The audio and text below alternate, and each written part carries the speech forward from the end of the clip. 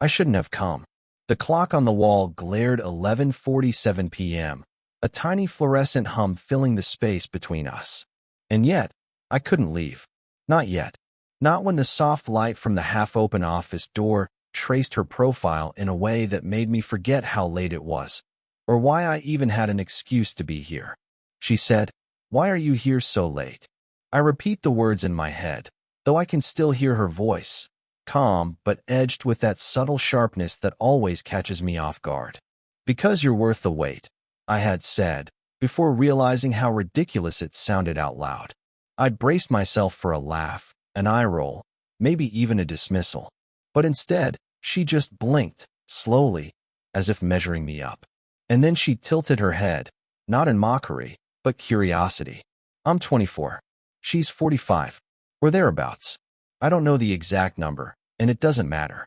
What matters is the way she moves, fluid and deliberate, like every gesture has been practiced 1,000 times in private before being revealed to the world. Right now, she's leaning against her desk in the bookstore's back office, arms crossed loosely, eyes still flicking toward me in that way that makes it hard to look away.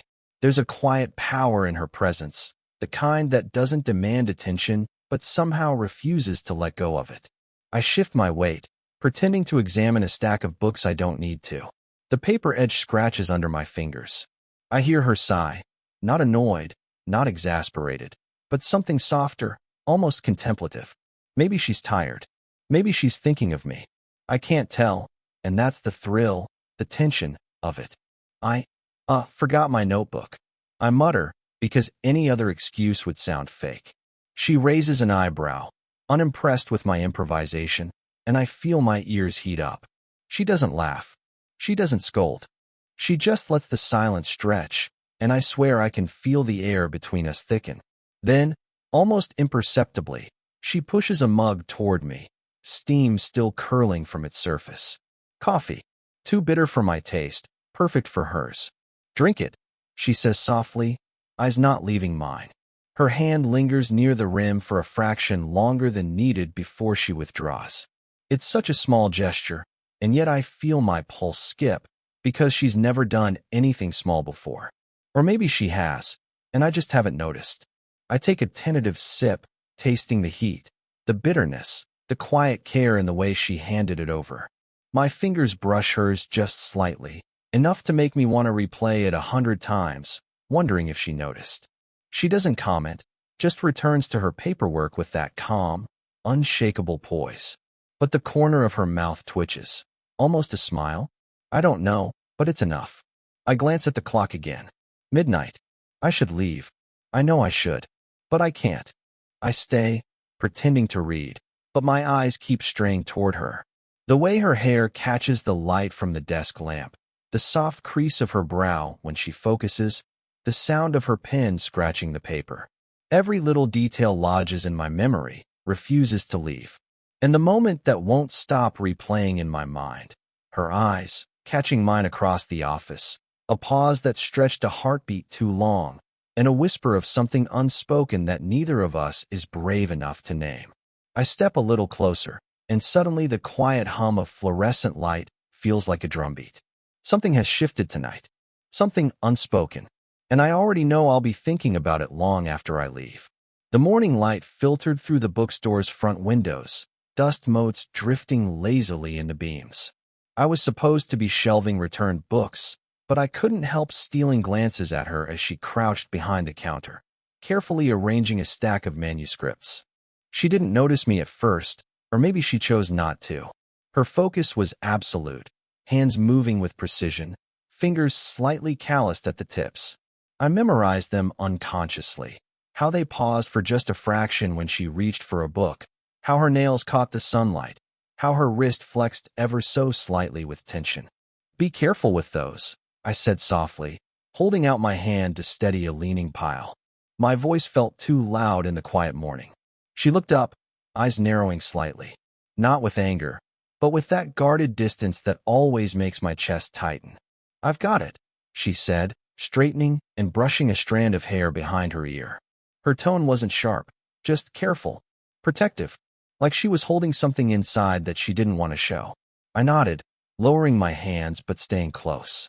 I noticed the faint shadow under her eyes, the way she pressed her lips together as if to stop herself from sighing, from admitting how tired she might actually be. Her usual confidence was tempered this morning with a subtle fragility, the kind that made me want to linger, to watch, to somehow ease it. "You've been here late every night this week," I said, trying to make my words casual. "You should rest." She gave a small, almost imperceptible laugh, one corner of her mouth lifting in a way that didn't reach her eyes. "And let someone like you think I can't handle it? I'd never hear the end of it." Her smile was teasing, but there was a hesitation there, a tiny crack in her armor that made me pause. I didn't respond immediately. Instead, I just watched her move. Her movements were graceful but deliberate, a quiet rhythm of someone who had learned to control everything but herself. I wanted to reach out, to brush my hand over her shoulder, to offer comfort without words, but I didn't. I respected that wall, even as it drew me closer. "You really notice everything, don't you?" she said suddenly, eyes meeting mine for just a moment. There was no accusation, just curiosity, vulnerability. I shrugged, unable to lie. "I noticed the little things," I admitted. "The way your hands move, the laugh you try to hide, the tired way you breathe after a long night. Everything." She looked away, a blush creeping across her cheeks. She cleared her throat and adjusted the stack of books she was holding, but her hand trembled slightly. I caught it, and my pulse jumped, a mix of guilt and exhilaration.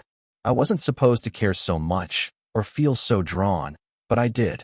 The silence stretched between us, thick with unspoken words. I felt her glance flick toward me again, a fleeting acknowledgement, a soft spark that lingered long after her eyes moved away. Something unsaid, yet potent, hummed in the air, a quiet, forbidden energy neither of us had named. I stepped closer, careful not to overstep, just close enough that the faint scent of her perfume brushed against me. She froze for a heartbeat, then exhaled slowly, as if testing herself against the pull she knew shouldn't be there. And in that breath, that single, fragile moment, I realized how impossible it was going to be to leave this feeling unclaimed. Rain pounded against the bookstore windows, drumming a relentless rhythm that made the quiet office feel smaller, more intimate. I was perched on the edge of a chair, pretending to catalog a pile of returns, but my attention kept drifting to her. She stood near the counter, twisting a pen between her fingers, brow furrowed in concentration, or maybe in thought. We were alone, or so I thought, until her phone buzzed sharply against the wooden surface. A name flashed, Daniel, her ex. She glanced at it, hesitation flickering across her face, then silenced it without answering. I noticed the tight line of her lips, the way her shoulders stiffened just slightly. She didn't speak of him, didn't invite me in, but I felt the tension like a physical weight. I wanted to say something, anything, to cut through the distance, but I didn't. Instead, I moved a chair closer to her desk under the guise of stacking books. My knee brushed hers. She froze for a fraction of a second, her hand hovering over the ledger as if unsure whether to keep writing or to retreat. "I, can help with that if you want," I said, my voice lower than usual, careful, cautious. She shook her head, almost imperceptibly. "No, it's fine. I've got it," she said, but the edge of fatigue, or something else, crept into her tone. Her hair had fallen loose over her shoulders, and I noticed how it framed her face in the dim lamplight. There was a softness there I hadn't seen before, a quiet vulnerability that made my chest tighten. We worked in silence for a few moments, the only sounds the scratching of her pen and the rain hitting the glass. My fingers brushed a page by accident, and she looked at me, eyes locking with mine for just a heartbeat longer than necessary. Something unspoken passed between us, something that felt like it could tilt into a confession or a touch, but didn't. Then, a crack of thunder startled both of us. She jumped, letting the pen slip slightly from her grasp. I reached out reflexively, steadying her hand with mine. The contact lasted a heartbeat too long. My pulse hammered, and I could feel her hesitate, her eyes darting away, trying to regain composure. Sorry, I murmured, stepping back, suddenly aware of how close we'd been. She nodded, lips pressed together, but didn't speak. Instead, she returned to her work, her posture rigid again, as though the moment had never happened. My chest ached with restraint, the almost touch, the unspoken words, the tension that lingered like smoke in the air. I wanted to say something, tell her how I felt, but the world intruded. The rain, her ex's name still glowing on the phone, the very real rules of professional distance. I swallowed hard, forcing my voice into normalcy. You should probably get some rest after this, I said quietly, though I wasn't sure I wanted her to. She nodded again, barely, brushing a loose strand of hair from her face. And then she looked up at me, eyes lingering for a fraction longer than courtesy demanded, and I realized that this almost, was enough to haunt me for days. I left the office that night with the rain soaking my coat, heart thudding, imagining what might have happened if I hadn't stopped myself, if she hadn't pulled back. The near touch, the shared pause, the vulnerability in her glance. It stayed with me, sharp and quiet, impossible to ignore. The bookstore smelled of old paper and rain-soaked wood, the kind of quiet that presses against your ears until every sound seems amplified. I was stacking a crate of new arrivals when she walked past me, moving slower than usual, as if weighing each step. "Do you ever wonder what we're doing?" she asked suddenly, voice low, almost hesitant. I froze mid-movement, the box in my hands heavier than it had any right to be. I turned to her, unsure if she was serious, if she meant it, if this was a test. She stood by the counter, arms loose at her sides, eyes darkened with something I couldn't name. Fear? Confusion? Regret? All of it at once, maybe. I started, then stopped. Words seemed trivial against the weight in her gaze. She didn't move closer, didn't reach out, but the air between us was taut, stretched thin by everything neither of us had dared to say before. Her hands trembled slightly as she leaned on the counter, the faint quiver almost imperceptible, and I noticed for the first time the exhaustion in her shoulders, the way her confidence faltered in the quiet. She wasn't a fortress today. She was human, fragile, and undeniably here. "I can't keep pretending," she continued, her voice barely above a whisper, "that this is just normal, that we're just friends." Her eyes locked onto mine, searching for an answer I didn't have. I swallowed hard. "I don't want to pretend either," I admitted, though my voice sounded small, weak. Too honest. Too heavy. She shifted, brushing a hand against the counter, then letting it linger. The silence that followed was deafening. Every tick of the wall clock, every distant sound from the street, every breath felt magnified, like it was pressing us into something neither of us was ready to define. "Then what are we?" she asked, the words almost trembling, the weight of them sinking into my chest.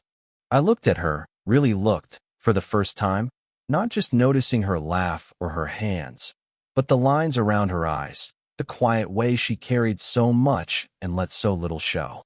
"I don't know," I said finally. Truth hung between us, raw and unpolished. I wanted to step closer, to bridge the distance, but fear and hesitation pinned me in place. She was a storm and a calm at once, and I didn't know if I could weather either.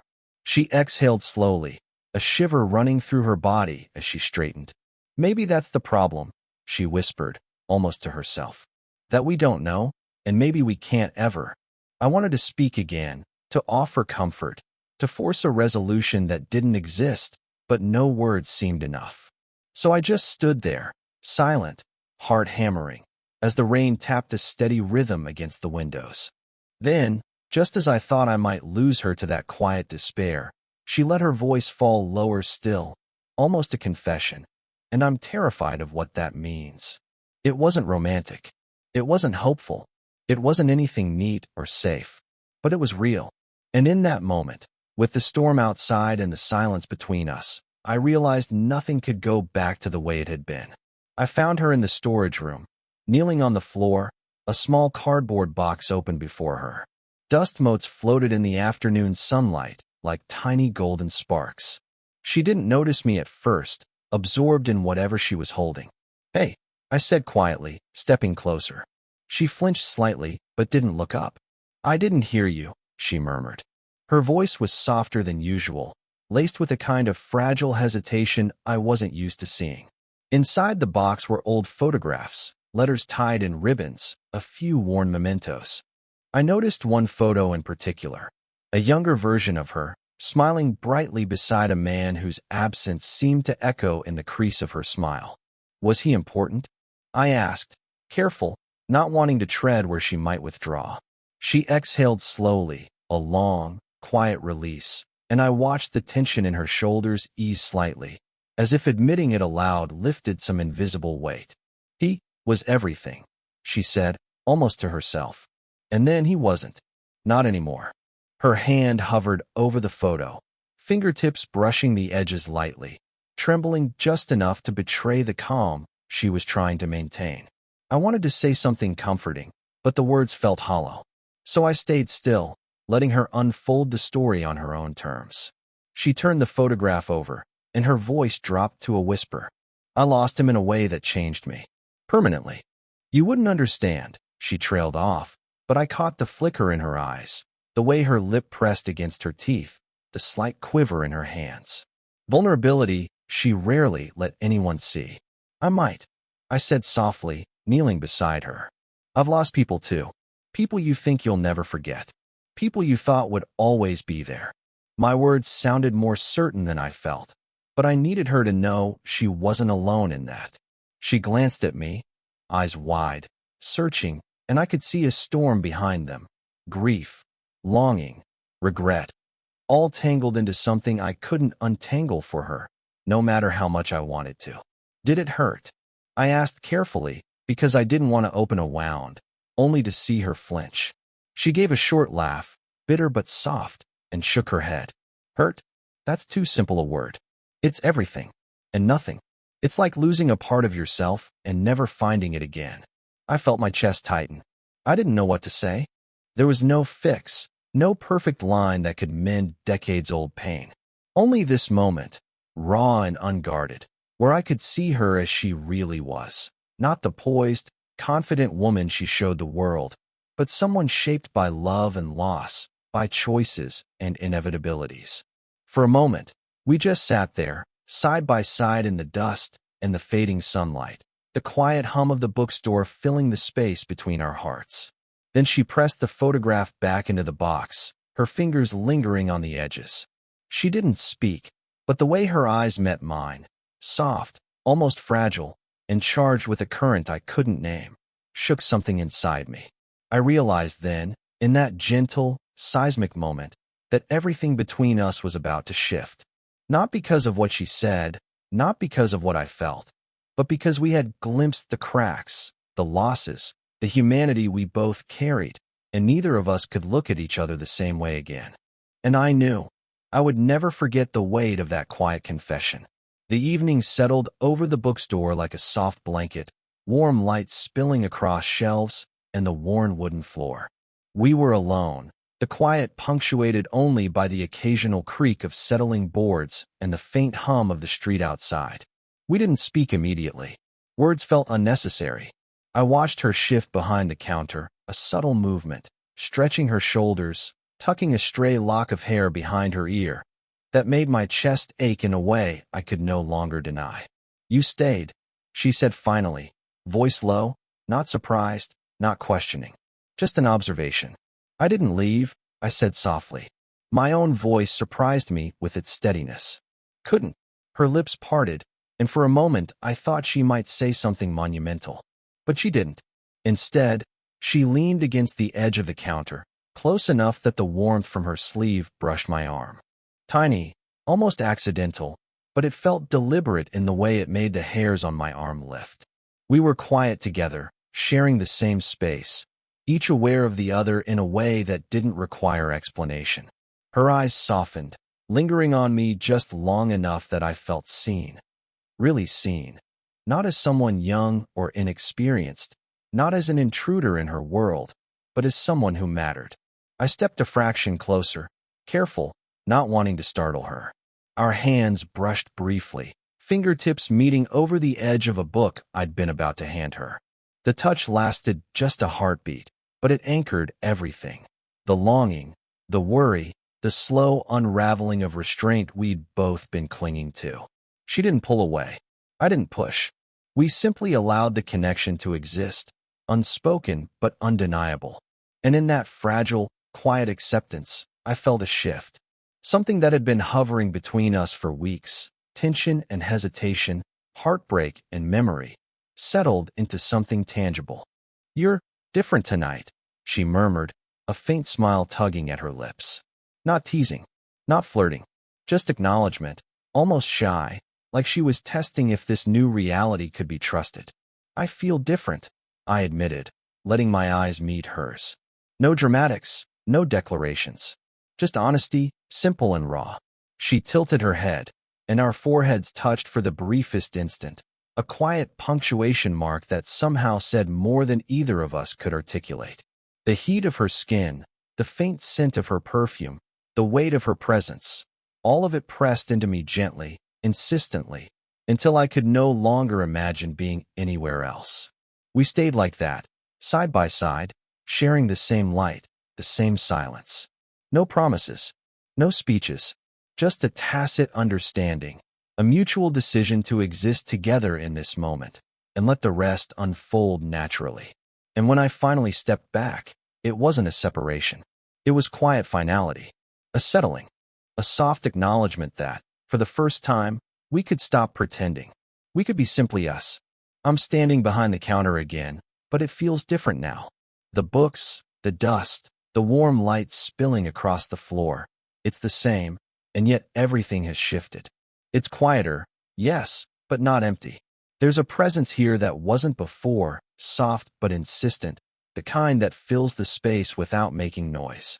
I remember the first night I stayed late, the hesitation in her eyes, the almost touch that hung between us like electricity. I remember the rain against the windows, the trembling of her hands over old photographs, the silence that spoke louder than anything either of us could say.